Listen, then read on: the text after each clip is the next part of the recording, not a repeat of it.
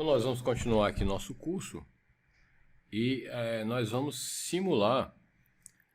Eu teria que criar uma... O nosso problema da aula passada foi o seguinte, nós teríamos que criar uma configuração em que a gente simulasse o diretório atual em que a aplicação estivesse rodando.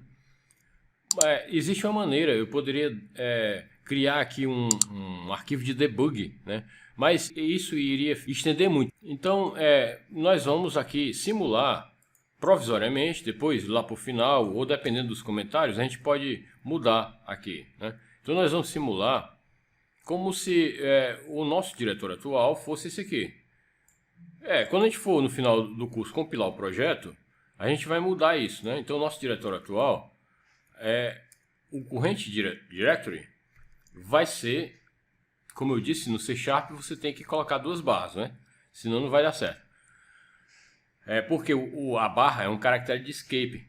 Por quê? O que é caractere de escape? Você pode colocar, por exemplo, por exemplo, se você quer colocar um enter nessa linha, então você coloca um /n, né? Então é o barra que simboliza um caractere de escape, entendeu? Então, como é um barra que simboliza, se eu for colocar uma barra assim, ele vai dizer que isso aqui é ilegal, porque não existe barra P. Ele está entendendo como barra P. Como é que você resolve isso? Você coloca duas barras, entendeu?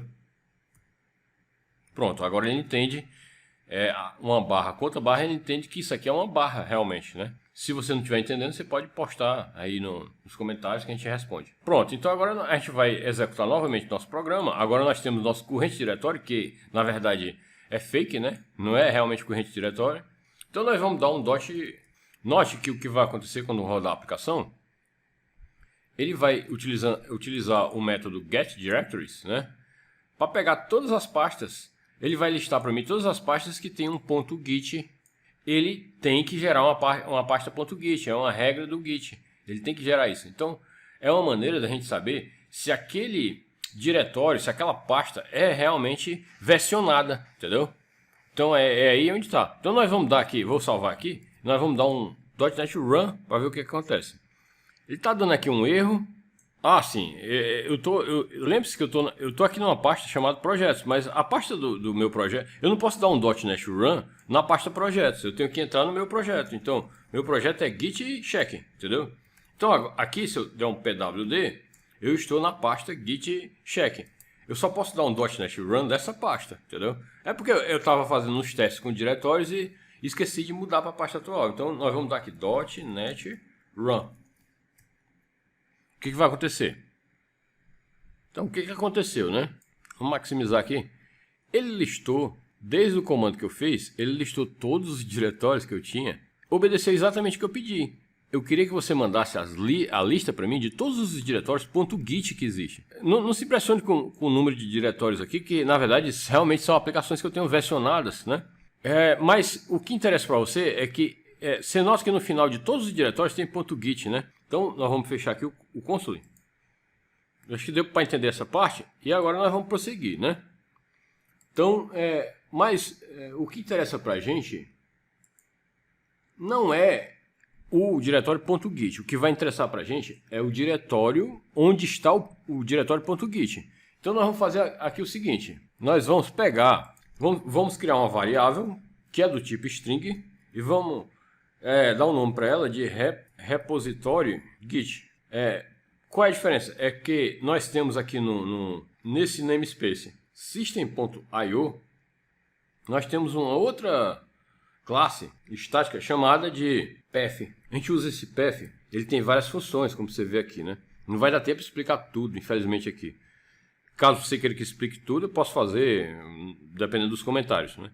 Mas uma das que ele tem é um getDirectory name. Pronto. E eu vou passar o gitd para ele. O que isso aqui faz? Vamos dizer que você tem um diretório. Eu vou até aproveitar aqui, né? Estando na minha pasta projetos, onde eu vou dar um ls, onde eu tenho todos os meus projetos, né? Se eu entrar em Android Studio, eu vou dar outro ls. Então, nós temos um File Explorer ali como uma das pastas, né, que está dentro, né? Vamos limpar, eu vou dar outro ls. Então, eu vou dar um ls/a para você ver também os arquivos ocultos, né? Então, nós temos uma pasta .git. Então, significa, eu vou entrar na pasta .git só para você ter uma ideia. Pronto, entrei.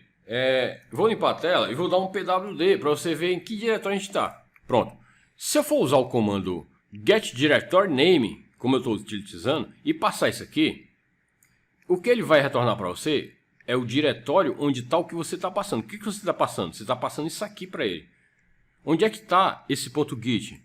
Então ele vai retornar isso aqui para você, o diretório onde está o .git, né? Então vamos lá. Então, nós vamos agora primeiro definir quais são dessas pastas que a gente tem que não tem remote, né? O que indica não ter remote? Se você der aqui um comando git remote -v, se o diretório tiver remote, ele vai retornar os remotes do diretório. Se não, ele vai retornar em branco, uma string em branco, não vai retornar nada. Então, nós vamos fazer o nosso primeiro tratamento aqui, que é verificar para cada diretório desse se ele tem remote, né? Então, nós vamos fazer o seguinte. Primeiramente, o que nós vamos ter que fazer é executar o comando git remote -v. Mas como é que a gente executa esse comando aqui? Bom, a gente tem que executar esse comando criando um process, né? Então, assim, no .NET, a gente tem que criar um process. Pronto. A gente tem que criar uma variável do tipo var p, eu vou chamar de p, né? Igual a new process. Eu vou dar um Ctrl P, ó. Ele tá já me dando aqui, ó, System Diagnostic. Pronto, é isso mesmo que eu quero. Aí eu vou ter que dar as informações iniciais do processo. Por exemplo, eu tenho que dizer que esse processo não vai utilizar o shell, né? Então, use shell execute, não. Eu quero que seja false isso aqui. Pronto. E eu tenho que pedir para ele redirecionar o output standard, né? Eu tenho que dizer aqui para ele redirect output standard. Redirect standard output não é true, né? A gente vai redirecionar assim, porque a gente vai capturar esse output aqui. Então, qual é o arquivo que a gente vai executar? Bom, como a gente vai executar comandos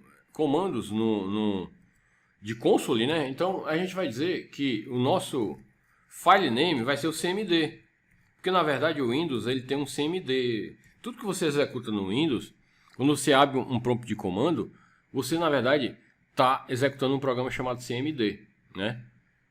E para que você execute qualquer comando no cmd, é preciso que você passe um comando como parâmetro, né? Argumentos, desculpa. Você tem que passar como parâmetro um C e o comando, por exemplo, um dir, qualquer coisa, né? Eu poderia colocar aqui um C mais um cmd, né? Pronto, um cmd aqui e receber esse var cmd aqui. Vamos colocar como string vazia por enquanto, só para a gente ver como é que fica. No C# a gente pode utilizar de uma interpolação de strings. Se você colocar um dólar aqui na frente, você não precisa fazer isso aqui porque fica feio, né? Você pode pegar esse cmd que você está interpolando e colocar uma aspa fechada e aberta e fechada, e colocar o cmd. Isso aqui no final das contas vai dar /c / o que tiver aqui nessa string, né? A gente vai definir um comando para dar um start, né? Então a gente vai dar um start no processo, pronto. Só isso aí já executaria o processo. Só que interessa para a gente pegar o output do processo. Então nós vamos criar aqui uma variável chamada output e vamos dizer que depois que o processo for executado, eu vou querer pegar esse, o que a gente chama de standard output, e vou dar um read to end, né? Ele vai ler o output todo para mim, entendeu? E vai guardar na minha variável chamada output. Já eu explico direitinho tudo aqui. E tem mais, a gente tem que esperar pelo final desse processo. A gente tem que dar um wait for exit, porque se a gente não esperar, ele vai executar e vai passar para a próxima linha e pronto. O que ocorre é que quando ele chegar aqui, veja só, ele está vasculhando os diretórios que tem .git, né? Que foi o que a gente definiu aqui. Então ele vai passar por todos eles, só que ele vai pegar aqui, não o ponto .git, vai pegar o diretório mesmo, como eu já expliquei. Ele vai pegar o diretório e não porque o ponto .git é um diretório também, né? Então ele vai pegar o diretório que tem antes disso, né? Então ele vai apenas printar aqui na tela o diretório, né? Eu estou definindo uma variável cmd temporária, para você entender aqui, né? Que, digamos que o cmd seria git remote, como eu já mostrei lá, né? -v, pronto. E aqui significa que esse cmd seria... Então eu vou criar um novo processo. Eu vou pelo start info do processo, eu vou dizer que ele não vai usar o shell, né? Eu vou dizer que ele vai redirecionar o output para mim, porque eu vou precisar da saída. Vou dizer que ele vai executar o cmd, né? Porque é o prompt, né? Digamos, é como diria assim, o prompt do DOS. E vou querer que ele execute nesse prompt do DOS o comando. A gente tem que digitar /c e o comando. E que comando é esse? É isso aqui. É como se isso aqui fosse equivalente a... Porque a gente está utilizando a interpolação do C#. É como se fosse equivalente a dizer isso aqui, ó. Pronto. Entendeu? Na verdade, ele vai fazer a junção do cmd com isso aqui. Então, pior ainda, é como se fosse equivalente você fazer isso aqui. Ele vai digitar esse comando para você.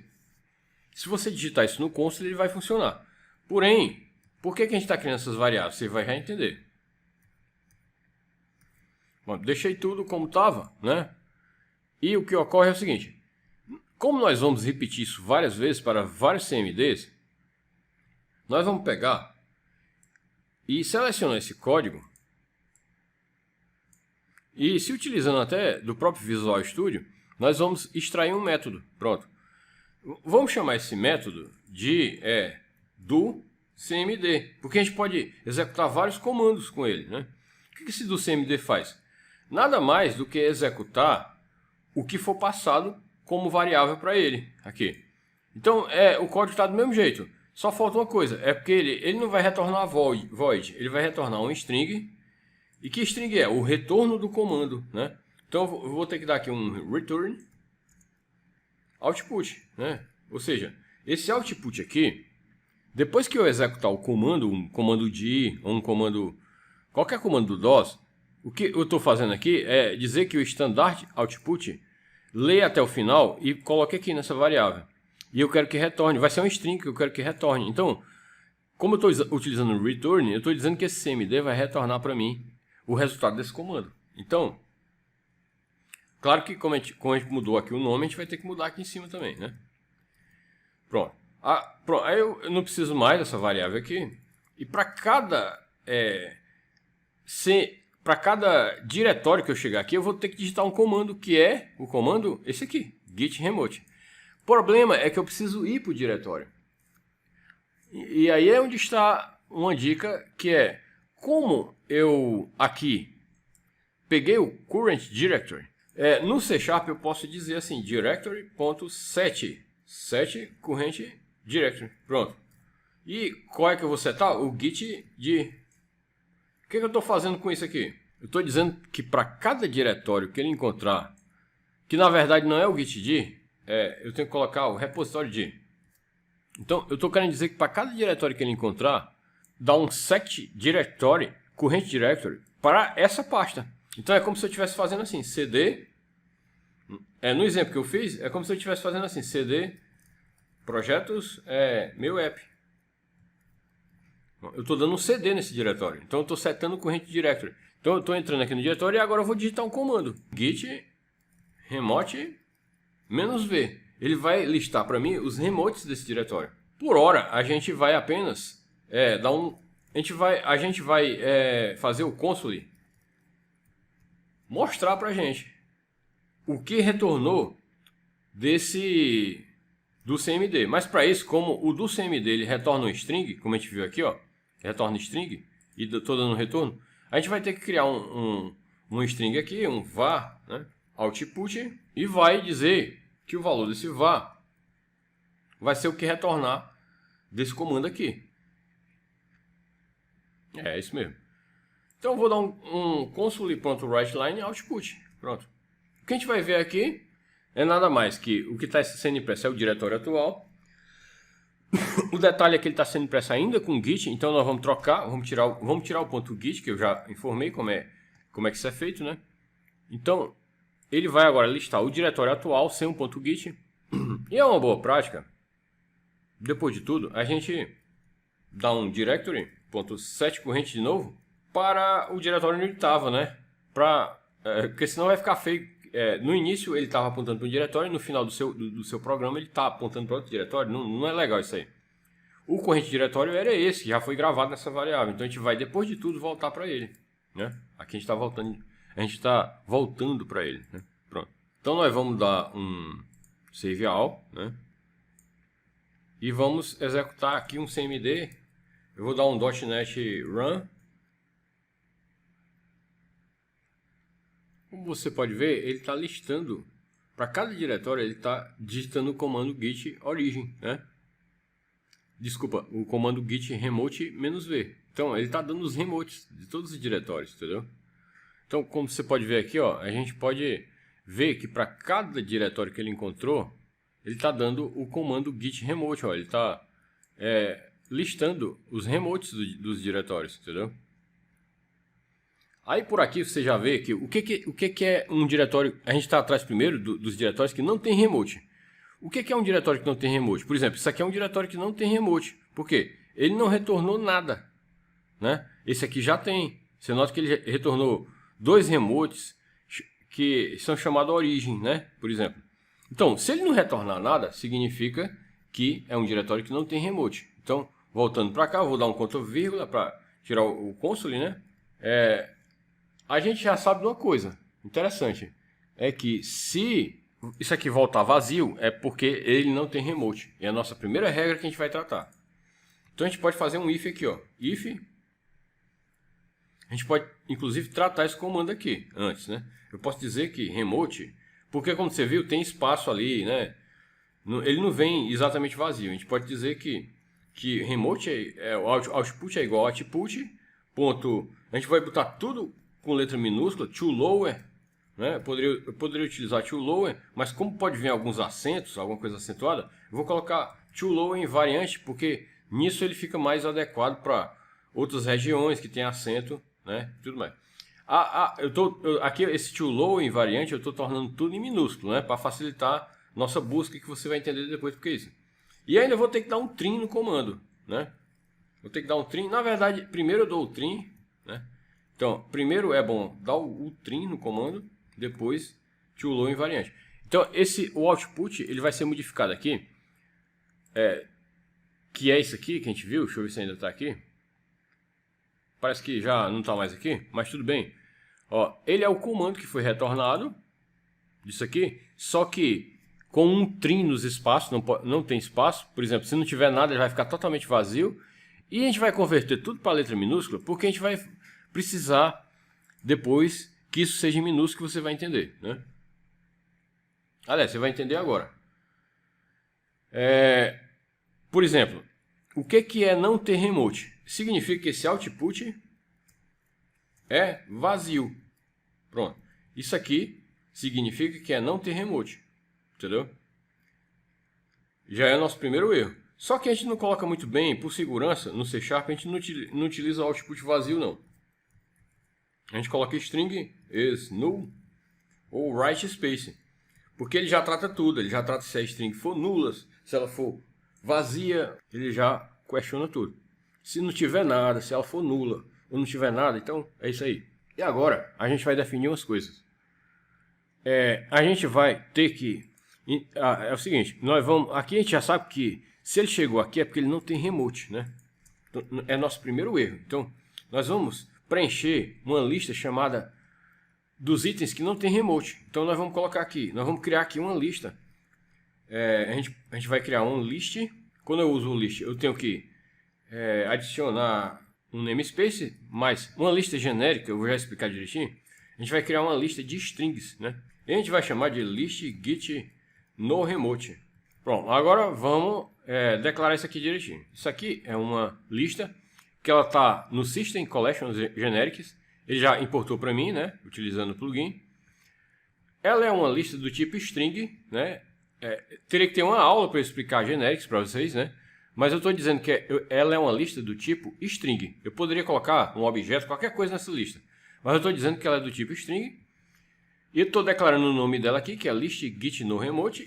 E vou dizer que ela é um new. Ela é um new. Eu já estou instanciando ela aqui, né, na classe. Então, quando a classe for executada, ela já vai estar instanciada. Só que, apenas por questão de didática, eu vou colocar que ela é uma variável privada. E se você for tentar recuperar a lista daqui, vai ocorrer um problema.